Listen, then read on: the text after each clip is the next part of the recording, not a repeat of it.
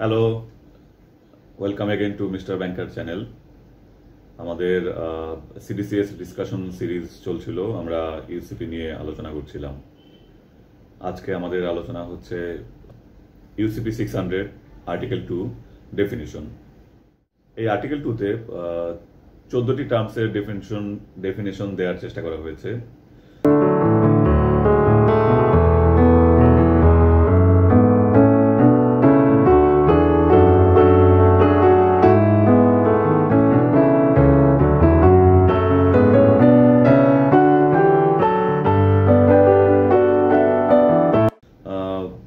এছাড়াও অবশ্য ইউসিপির আরো দু একটা আর্টিকেলে আরো বেশ কিছু ডেফিনেশন দেয়া আছে টাইম টু টাইম। যেমন আর্টিকেল 9-এ সেকেন্ড অ্যাডভাইসিং ব্যাংক সম্পর্কে ডিফাইন করা আছে। আর্টিকেল 11-এ প্রি অ্যাডভাইস ডিফাইন করা আছে। আর্টিকেল 13-এ আছে কনফার্মিং ব্যাংক এবং রিইম্বার্সিং ব্যাংক। আর্টিকেল 37-এ আছে চার্জেস নিয়ে কিছু ডেফিনিশন। আর্টিকেল 38-এ আছে ট্রান্সফারেবল ক্রেডিট নিয়ে কিছু ডেফিনিশন। তো যাই হোক, সেগুলো আমরা রেসপেক্টিভ আর্টিকেলগুলো যখন পড়বো আমরা সেখান থেকে ডেফিনিশনগুলো জেনে নেব। আর ওভারঅল ইউসিপির এই 39টা আর্টিকেল পড়তে গিয়ে আপনি যেই টার্মসগুলোর সম্মুখীন হবেন তার মোটামুটি 14টা এখানে ডিফাইন করার চেষ্টা করা হয়েছে। তাহলে ইউসিপি 600 আর্টিকেল 2 ডেফিনিশনস। এই ডেফিনেশনস পড়তে গিয়ে প্রথম লাইনটি হচ্ছে একটি ডিসক্লেমার লাইন দিয়ে শুরু করা। যেমন আমরা গল্প উপন্যাস পড়তে গেলে লেখা থাকে যে এই বইয়ের প্রতিটি চরিত্র কাল্পনিক, জীবিত বা মৃত কারোর সাথে মিলে গেলে তা আমাদের অনভিপ্রেত কাকতাল মাত্র। তো এই ধরনের কথাবার্তা দিয়ে অবশ্য প্রথমেই প্রকাশক বা লেখক একটা কুশন নেওয়ার চেষ্টা করে, যাতে পরবর্তীতে এখান থেকে কোনো ধরনের কমপ্লেক্সিটি বা ঝামেলা অ্যারাইজ করলে যাতে সেগুলোকে অ্যাভয়েড করা যায়, এই ধরনের একটা কুশন নেওয়ার চেষ্টা করে। তেমনি এই আর্টিকেলটি শুরু হয়েছে একটি ডিসক্লেমার দিয়ে। যেমন প্রথম লাইনটি হচ্ছে for the purpose of those rules. কারণ এখানে যে আর্টিকেলগুলো ডিফাইন করা আছে সেগুলো যে ডেফিনেশন বা মিনিংগুলো এখানে বলা হয়েছে তার অবশ্যই আপনি এই রুলগুলো পড়তে গিয়ে একে ওইভাবে ইউজ করবেন বা ইন্টারপ্রেট করবেন। এটাকে এই মিনিংগুলো আপনি লাইফে অন্য ক্ষেত্রে ইউজ করতে গিয়ে হয়তো সেম ভাবে ইউজ নাও করতে পারেন। ফর এক্সাম্পল, যেমন এখানে একটি ডেফিনেশন দেওয়া আছে, যেমন অ্যাপ্লিক্যান্ট আপনি লাইফের বিভিন্ন ক্ষেত্রে বিভিন্ন জায়গায় বিভিন্ন অর্থে অ্যাপ্লিক্যান্ট শব্দটা ইউজ হয়ে থাকে। যেমন হতে পারে আপনি অ্যাপ্লিক্যান্ট বলতে একজন চাকরির অ্যাপ্লিক্যান্ট, অথবা হতে পারে লোনের অ্যাপ্লিক্যান্ট, অনেক কিছুই হতে পারে, অথবা কোথাও ভর্তির অ্যাপ্লিক্যান্ট, অথবা কোনো ইমিগ্রেশনের অ্যাপ্লিক্যান্ট। অনেক জায়গায় অনেক রকমভাবে অ্যাপ্লিক্যান্ট শব্দটি ইউজ হতে পারে। তবে যে বলে নিল for the purpose of those rules, তো for the purpose of those rules বলে যখন অ্যাপ্লিক্যান্ট বলা হচ্ছে বা ডিফাইন করা হচ্ছে, তখন আপনি এই রুলের আন্ডারে যেখানে অ্যাপ্লিকেশন পাবেন তখন একটি স্পেসিফিক ডেফিনেশন দেওয়া আছে, আপনি ওই অর্থে অ্যাপ্লিক্যান্ট শব্দটিকে ইউজ করবেন। তো এই রুলের পারপাসে আপনি ইউজ করার সময় অবশ্যই অ্যাপ্লিক্যান্ট বলতে আপনি চাকরির অ্যাপ্লিক্যান্ট বা লোনের অ্যাপ্লিক্যান্টকে বোঝাবেন না। কিংবা আরেকটা অন্যভাবে বলা যায়, যেমন পাঞ্জাবি শব্দটা দ্বারা বাংলাদেশে আপনি যদি কমনলি চিন্তা করেন, আপনি সাধারণত ধরে নেবেন যে এটি পোশাককে বোঝানো হচ্ছে। কিন্তু আপনি যদি আবার কোনো জিওগ্রাফিক্যাল কনটেক্সটে আলোচনা করেন বা ল্যাঙ্গুয়েজ কনটেক্সটে আলোচনা করেন, তাহলে আপনি হয়তো পাঞ্জাবি বলতে পাঞ্জাবের অধিবাসীদেরকে বোঝাতে পারেন, অথবা পাঞ্জাবের ভাষাকে বোঝাতে পারেন।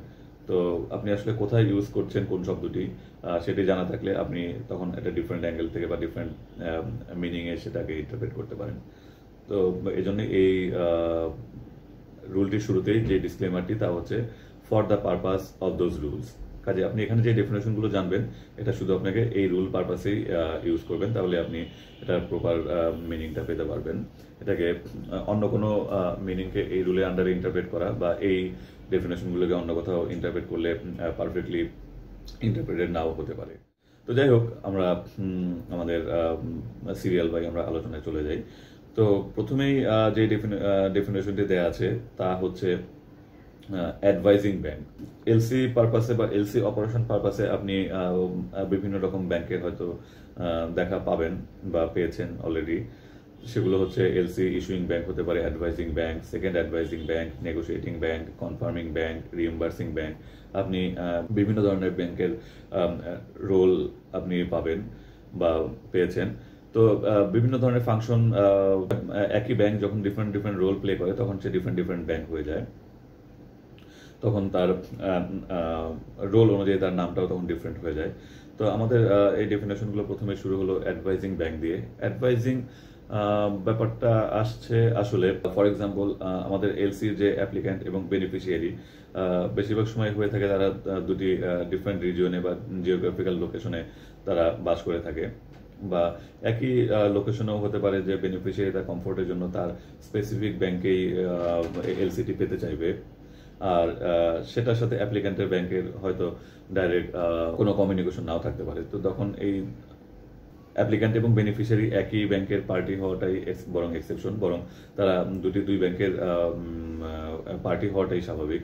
তো যখন দুই ব্যাংকের পার্টি হয়ে থাকে তখন স্বাভাবিকভাবেই প্রশ্ন আসে এলসি ইস্যুইং ব্যাংকের এটা এলসি ইস্যুইং ব্যাংক যেই এলসিটি ইস্যু করবে সেটি বেনিফিশিয়ারি পর্যন্ত পৌঁছানোর জন্য এক বা একাধিক ব্যাংকের হেল্প প্রয়োজন হতে পারে। তো সেই ব্যাংকটিকে আসলে আমরা সাধারণভাবে অ্যাডভাইজিং ব্যাংক বলে থাকি। এটাকে আপনি যদি ট্রেডের লোক হয়ে থাকেন স্বাভাবিকভাবে আপনি ব্যাপারগুলো জানেন। তো এমনি জেনারেল ডিসকাশন পারপাস হিসেবে আসলে আলোচনা করা, বা ধরে নিচ্ছি যে কোনো নন ট্রেড ব্যাকগ্রাউন্ডের লোক এই ভিডিওটি দেখছেন, তো তার জন্য আরেকটু ডিটেল করে বলা। আপনি যদি নন ট্রেড ব্যাকগ্রাউন্ডের লোক হয়ে থাকেন তাহলে অ্যাডভাইজিংটা সহজে ডিফাইন করা যায় এভাবে, যেমন ধরেন একটি প্রেমের এক্সাম্পল দিয়ে অ্যাডভাইজিংটা হয়তো এভাবে বোঝানো যায় যে 80 বা 90 দশকে আপনি প্রেম করতে চান মানেই তখন মোবাইল নেই বা টেলিফোনও হয়তো সেভাবে শুরু হয়নি বা সব বাসাতে টেলিফোনও নেই। তখনকার প্রেমের ভাব প্রকাশের একমাত্র মাধ্যম ছিল চিঠি লিখে প্রকাশ করা। তো সেই চিঠিও আবার দেখা যায় যে বেশিরভাগ সময় ডাকযোগে পাঠানোর উপায় ছিল না, কারণ এটা অন্য কারো হাতে পড়ার সুযোগ চান্স থাকতো। তো সেসব ক্ষেত্রে কমন মিডিয়া ছিল যে একটি কমন পার্সনের মাধ্যমে পাঠানো, যে আপনারও পরিচিত এবং মেয়েটিরও পরিচিত। তো আপনার ছোট ভাই হতে পারে বা মেয়েটির ছোট ভাই হতে পারে বা আপনাদের দুজনের কমন কোনো ফ্রেন্ড হতে পারে। তো আপনি চিঠি লিখলেন, সেই চিঠিটি আপনাদের সেই কমন ফ্রেন্ড বা কমন পার্সনটি চিঠিটি নিয়ে মেয়েটির কাছে পৌঁছে দিল। তো এই যে চিঠিটি পৌঁছে দিল এটাই হচ্ছে অ্যাডভাইস বা অ্যাডভাইজিং ব্যাংকের রুল। তো ইউসিপিতে যেই টার্মটি ডিফাইন করা আছে এভাবে, advising bank means the bank that advises the credit at the request of the issuing bank. দেখেন একটা ফ্যাক্ট অবশ্য আপনাকে মনে রাখা দরকার, তা হচ্ছে অ্যাডভাইজিং ব্যাংক ক্রেডিটটি ইস্যু করে at the request of the issuing bank. এরপরে ডেফিনেশনগুলো অবশ্য সবগুলো এখানে সহজ, আপনি পড়লেই হয়তো বুঝবেন। তো তারপরেও একটা গো থ্রু করা সিরিয়ালি, তো এই হচ্ছে এর জন্য আমাদের এই প্রচেষ্টা। তো অ্যাডভাইজিং ব্যাংকের পরে আপনার পরে ডেফিনেশনটি হচ্ছে অ্যাপ্লিক্যান্ট। তো আগে যেটা বললাম আপনাকে অবশ্যই প্রতিটি ডেফিনেশন পড়তে হবে এবং মাথায় রাখতে হবে for the purpose of those rules. তো এখানেও তেমনি অ্যাপ্লিক্যান্ট বলতে আসলে চাকরি অ্যাপ্লিক্যান্ট বা লোনের অ্যাপ্লিক্যান্ট বোঝাচ্ছে না, এখানে অ্যাপ্লিক্যান্ট বলতে বোঝাচ্ছে the party on whose request the credit is issued. তো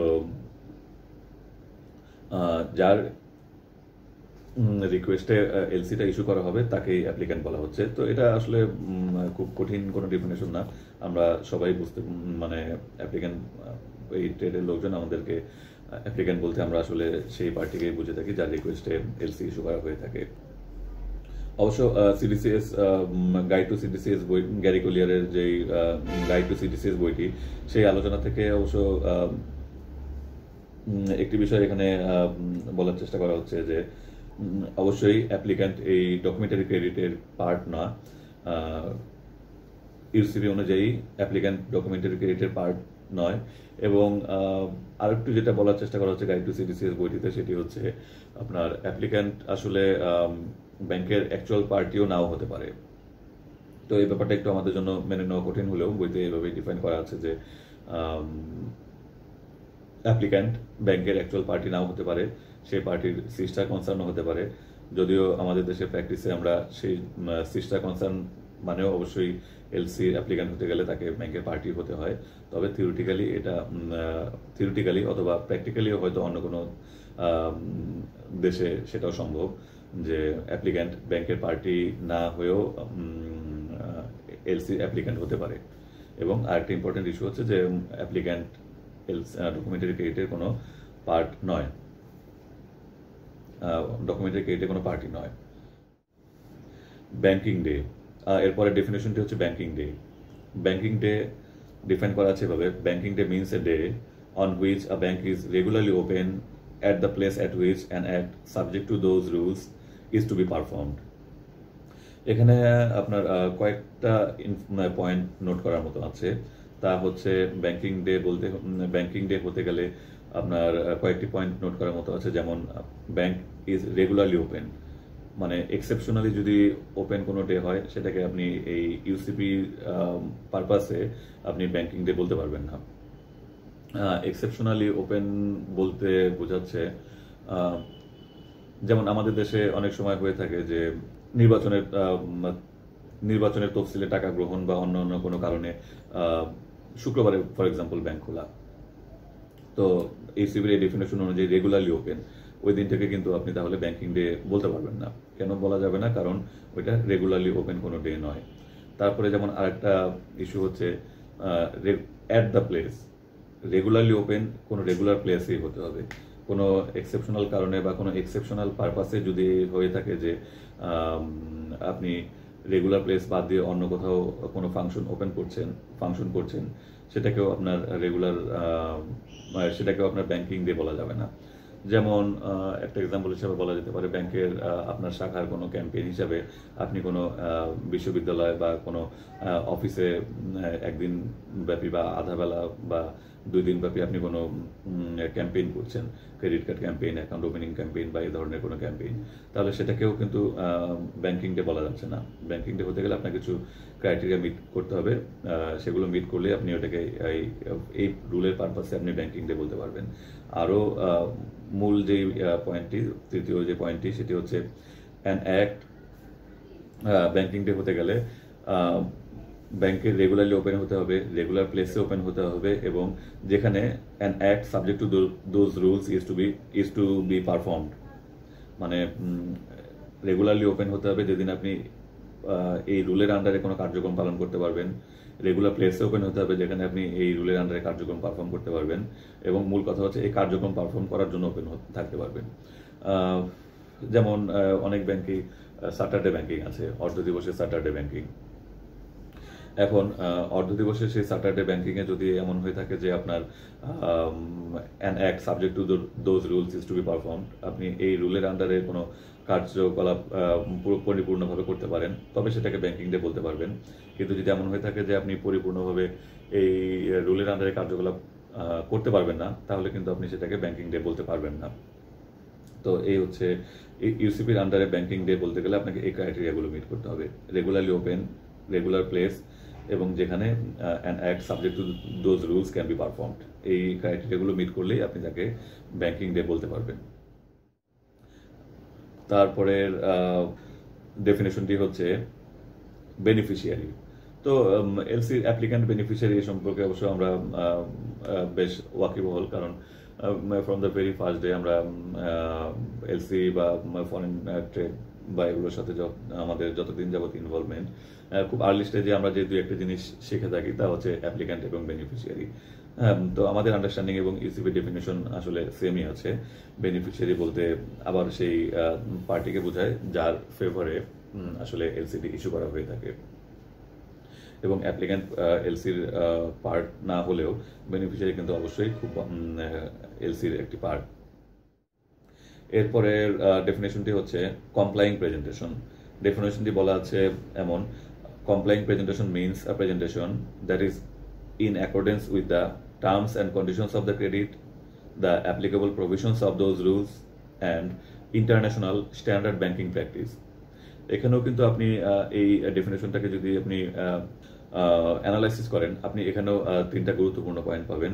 কমপ্লাইং প্রেজেন্টেশন হতে গেলে এখানেও আপনাকে অবশ্যই 3টা পয়েন্ট মিট করতে হবে। সেই 3টা পয়েন্টগুলো হচ্ছে, প্রথম পয়েন্টটি হচ্ছে terms and conditions of the credit. প্রথম ক্রাইটেরিয়া হচ্ছে আপনার এলসির টার্মস অ্যান্ড ক্রাইটেরিয়া মিট করতে হবে। অন্য যেখানে যা কিছুই বলা থাকুক না কেন, আপনি যখন আপনার ডকুমেন্টারি ক্রেডিটে এক্সপ্রেসলি কোনো কন্ডিশন বা কোনো পয়েন্ট উল্লেখ করেছেন, সেই পয়েন্টটা মিট করাই হচ্ছে একটা কমপ্লাইং প্রেজেন্টেশনের সবচেয়ে বড় ক্রাইটেরিয়া।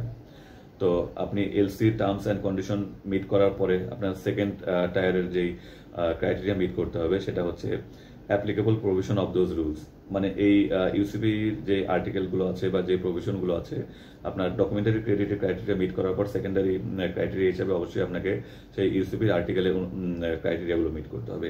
এরপরও আপনার অব্লিগেশন রয়ে যায়। এরপরের অব্লিগেশন হচ্ছে আপনাকে ইন্টারন্যাশনাল স্ট্যান্ডার্ড ব্যাংকিং প্র্যাকটিসের ক্রাইটেরিয়াটা মিট করতে হবে।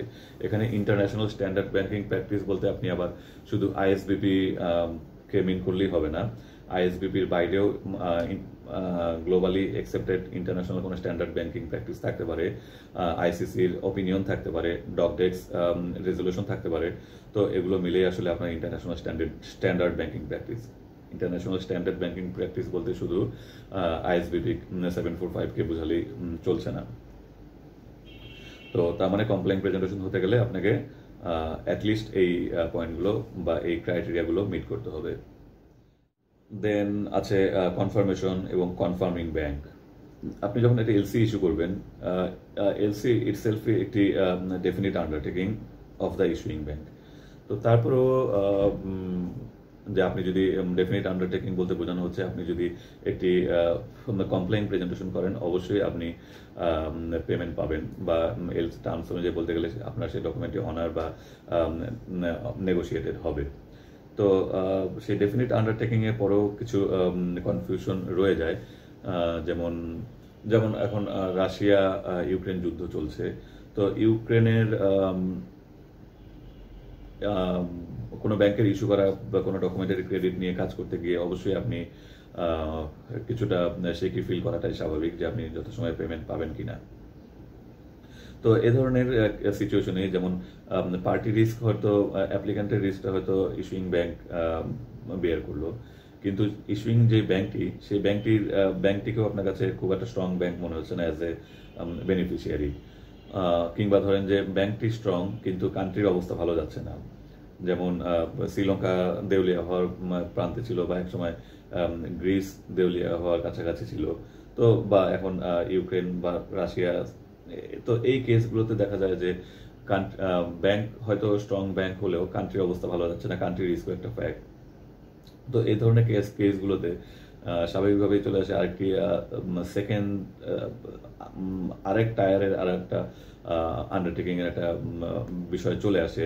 বেনিফিশিয়ারি এক্সপেক্ট করে অনেক সময় যে আপনার পেমেন্টের নিশ্চয়তা বিধানের জন্য অন্য আরেকটি ভালো কোনো ব্যাংক থেকে বা ভালো ব্যাংকের পরিস্থিতি ভালো বা ভালো কান্ট্রির কোনো ব্যাংকের মাধ্যমে আরও অ্যাডিশনাল সিকিউরিটি চায়।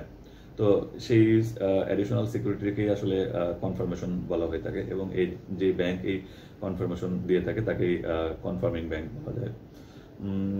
যেমন আপনি ইউক্রেন থেকে কোনো এলসি পেয়েছেন, তো আপনি অ্যাজ এ বেনিফিশিয়ারি আপনি স্বাভাবিকভাবে এক্সপেক্ট করবেন যে ইউক্রেনের ব্যাংকটির আপনার পেমেন্টের সময় ইউক্রেনের ব্যাংকটির সেই সক্ষমতা নাও থাকতে পারে। তো অ্যাডিশনাল সিকিউরিটি হিসেবে আপনি চাইতে পারেন যে ফর এক্সাম্পল ইউএসএ কোনো ব্যাংক থেকে কনফার্মেশন চাইতে পারেন, বা ইউরোপের কোনো ব্যাংক থেকে অ্যাডিশনাল, ইউরোপের অন্য কোনো দেশের কোনো ব্যাংক থেকে অ্যাডিশনাল সিকিউরিটি হিসেবে আপনি কনফার্মেশন চাইতে পারেন। তো এই অ্যাডিশনাল আন্ডারটেকিংটাকে আসলে কনফার্মেশন বলা হয়ে থাকে। তো ইউসিপি ডেফিনেশনে বলা হচ্ছে confirmation means definite undertaking of the confirming bank in addition to that of the issuing bank। মানে ইস্যুইং ব্যাংকের কনফার্মেশন আছে, তার অ্যাডিশনাল হিসাবে কনফার্মিং ব্যাংকের আরেকটি separate undertaking. Confirmation means a definite undertaking of the confirming bank in addition to that of the issuing bank to honor or negotiate a complying presentation। একটা কমপ্লাইন presentation হলে honour বা negotiate করার আরেকটা further অ্যাসুরেন্সই হচ্ছে আসলে confirmation আপনার in addition to issuing banks undertaking. তার মানে ইস্যুইং ব্যাংক এখানে আন্ডারটেকিং আছে, কনফার্মিং ব্যাংকের আন্ডারটেকিং আছে। কনফার্মিং ব্যাংক ফেল করলে আপনার ইস্যুইং ব্যাংকের আন্ডারটেকিং তো রয়েই যাচ্ছে। কনফার্মিং ব্যাংক অবশ্য কনফার্মিং ব্যাংকের সামনে অবশ্য দুটি কমপ্লাইন প্রেজেন্টেশনের জন্য দুটি অপশন খোলা থাকে, অনার করা বা নেগোশিয়েট করা। অনার এবং নেগোশিয়েটের ব্যাপারটা আমরা একটু পরে আসছি, এখানে সিরিয়ালি পাবো, তো এখানে আর ডিসকাস করলাম না। এরপরে হচ্ছে কনফার্মেশনের পরে কনফার্মিং ব্যাংক। তো স্বাভাবিকভাবেই কনফার্মেশন যদি আপনি জেনে থাকেন তাহলে কনফার্মিং ব্যাংক হচ্ছে যে ব্যাংকটি কনফার্মেশন দিয়ে থাকে তাকেই কনফার্মিং ব্যাংক বলা যায়। ডেফিনেশন দিয়ে হচ্ছে অনেকটা এরকম। Confirming bank means the bank that adds its confirmation to a credit upon the issuing bank's authorization or request. তো এলসি করতে গেলে সেখানে আপনার 3-4টি অপশন থাকে যে আপনার এই এলসিটি কনফার্ম হবে নাকি উইদাউট কনফার্ম হবে, এই ধরনের 3-4টা অপশন থাকে।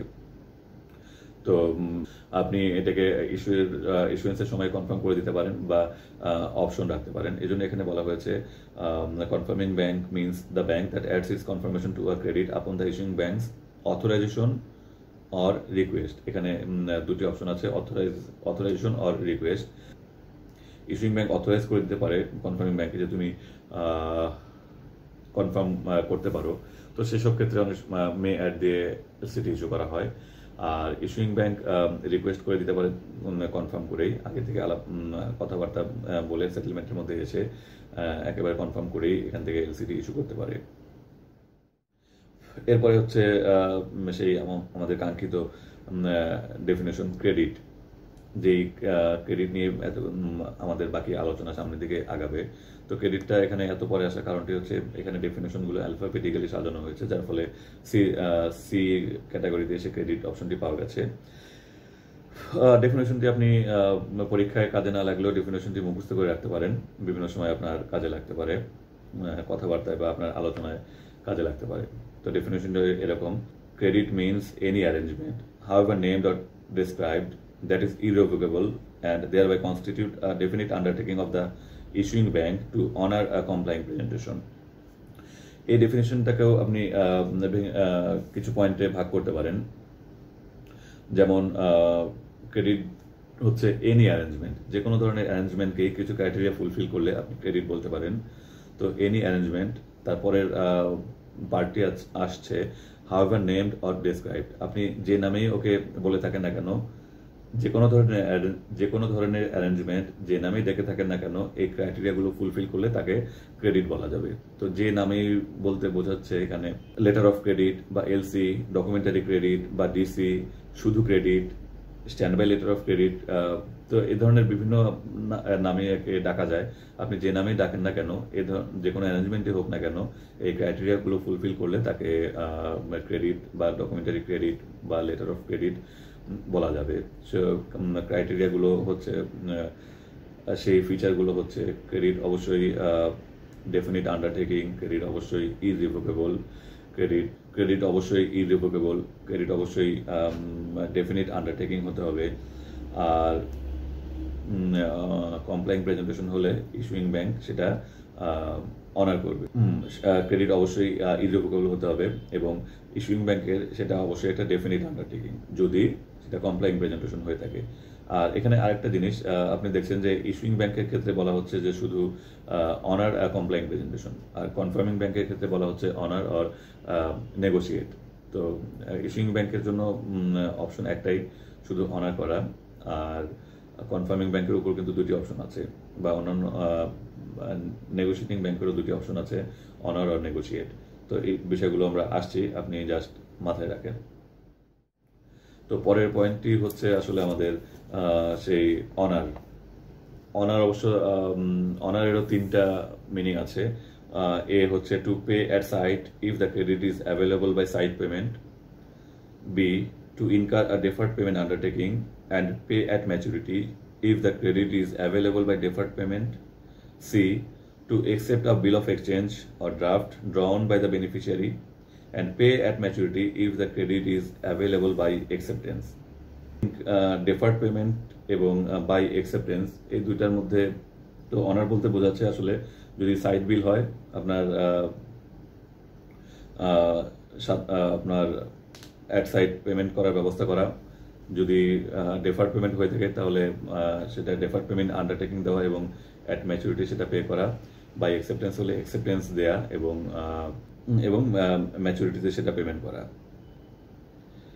তারপর আসলো issuing bank. Issuing bank means the bank that issues a credit at the request of an applicant or its own behalf. তার মানে ইস্যুইং ব্যাংক বলতে সেই ব্যাংকে বোঝায় যে অ্যাপ্লিক্যান্টের রিকোয়েস্টে এলসি ইস্যু করে থাকে অথবা অর ইটস ওন বিহাফ। তার মানে ইস্যুইং ব্যাংক নিজ প্রয়োজনেও এলসি ইস্যু করতে পারে অ্যাপ্লিক্যান্টের কোনো রিকোয়েস্ট ছাড়া। এটা হতে পারে যেমন ব্যাংকের নিজস্ব এস্টাবলিশমেন্টের জন্য কিছু কেনা প্রয়োজন হতে পারে। ফর এক্সাম্পল, ব্যাংক কোনো সফটওয়্যার কিনতে চায়, বা ব্যাংক কোনো হার্ডওয়্যার বা কোনো ফার্নিচার বা অন্য যে কোনো ধরনের কোনো কিছু ব্যাংকের কেনা প্রয়োজন হতে পারে, যেমন একজন অ্যাপ্লিক্যান্টের মতো বা একজন সাধারণ পার্টির মতো। তো ব্যাংকের ওই প্রয়োজনগুলো হতে পারে। তো এই ধরনের প্রয়োজন যদি অ্যারাইজ করে থাকে, তখন ব্যাংক নিজের নামেও আসলে এলসি ইস্যু করতে পারে। তো তখন একই ব্যাংকের আবার দেখা যাবে যে দুটি টোল হয়ে যাচ্ছে, নিজেই অ্যাপ্লিক্যান্ট হয়ে যেতে পারে বা নিজেই ইস্যুইং ব্যাংক হয়ে যেতে পারে। তো এজন্যই ইস্যুইং ব্যাংক বলতে আসলে বোঝানো হচ্ছে means the bank that issues a credit at the request of the applicant or on its own behalf. নিজের জন্য ইস্যুইং ব্যাংক আসলে এলসি ইস্যু করতে পারে। দেন নেগোসিয়েশন। এই নেগোসিয়েশন কথাটিও আপনি হয়তো এই এলসি অপারেশনে ফ্রিকুয়েন্টলি শুনবেন, নেগোসিয়েটিং ব্যাংক। তো এই পয়েন্টটি একটু মনোযোগ দিয়ে শুনতে পারেন। সেটি হচ্ছে negotiation means the purchase by the nominated bank of draft. সেই ড্রাফটটা হচ্ছে drawn on a bank other than the nominated bank and or documents under a complying presentation by advancing or agreeing to advance fund to the beneficiary on or before the banking day on which reimbursement is due to the nominated bank. এখানে অনেকগুলো point আপনাকে note করতে হবে। Negotiation বলতে বেশ কিছু point meet up করলেই আপনি সেটাকে নেগোসিয়েশন বলতে পারেন। যেমন পয়েন্ট 1 হচ্ছে purchase by the nominated bank of draft, purchase by the nominated bank of draft and or other documents. তো নেগোসিয়েশন হতে গেলে আপনাকে ড্রাফট অথবা আদার ডকুমেন্টগুলো পারচেজ করতে হবে। 2, আন্ডার এ কমপ্লাইং প্রেজেন্টেশন না হলে আপনি যদি না হওয়া সত্ত্বেও আপনি যদি পারচেজ করে থাকেন, সেটাকে নেগোসিয়েশন বলা যাবে না। তারপর by advancing or agreeing to advance fund to the beneficiary. বেনিফিশিয়ারিকে আপনার পকেট থেকেই টাকা দিয়ে দিলে অথবা দেওয়ার প্রতিশ্রুতি দিলে তাকে নেগোসিয়েশন বলা যাবে। এবং বেনিফিশিয়ারিকে আপনার পকেট থেকে যে টাকাটি দিয়ে দিবেন, সেটা হতে হবে on or before the day on which reimbursement is due. যেদিন রিইম্বার্সমেন্ট ডিউ, সেদিন ইস্যুইং ব্যাংক থেকে টাকা পেয়ে বা রিইম্বার্সিং ব্যাংক থেকে টাকা পেয়ে সেই টাকা বেনিফিশিয়ারিকে অ্যাডভান্স করলেও সেটিকে নেগোসিয়েশন বলা যাবে না। তো এখানে এই পয়েন্টগুলো মাথায় রেখে আপনাকে কিছু টেস্ট করা যেতে পারে।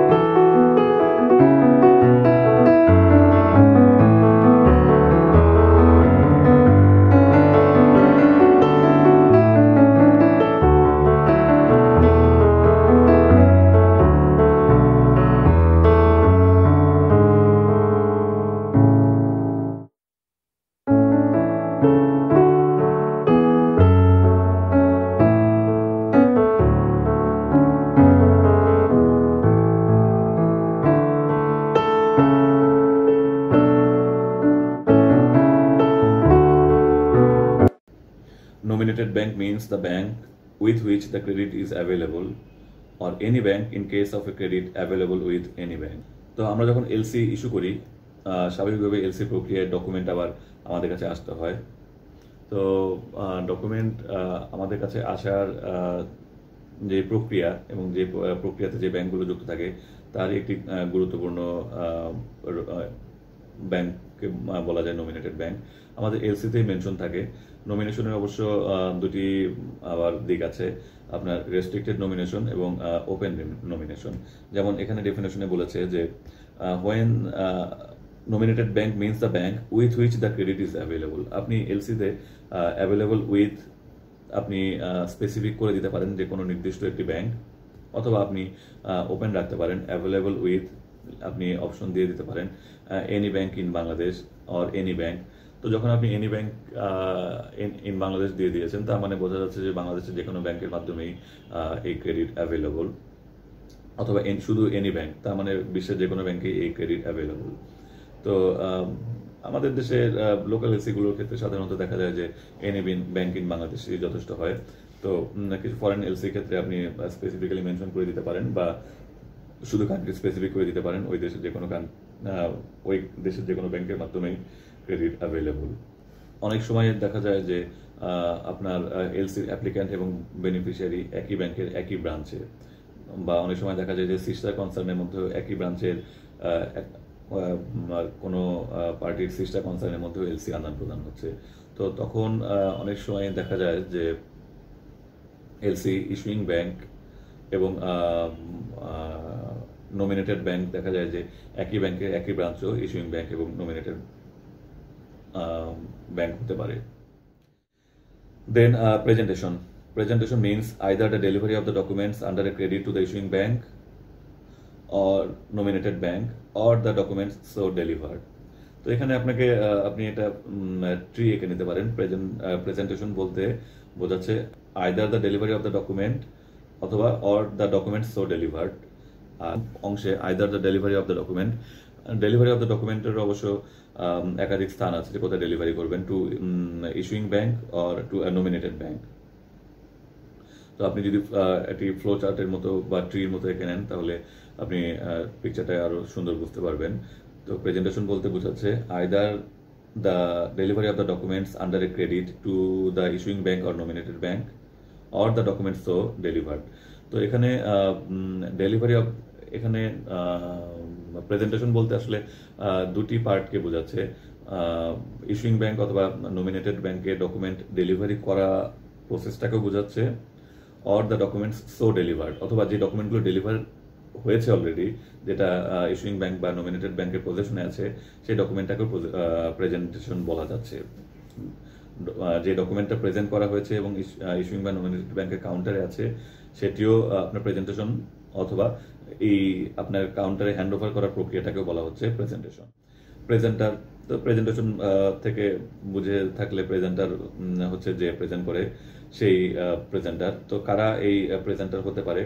Presenter means a beneficiary, bank or other party that makes a presentation.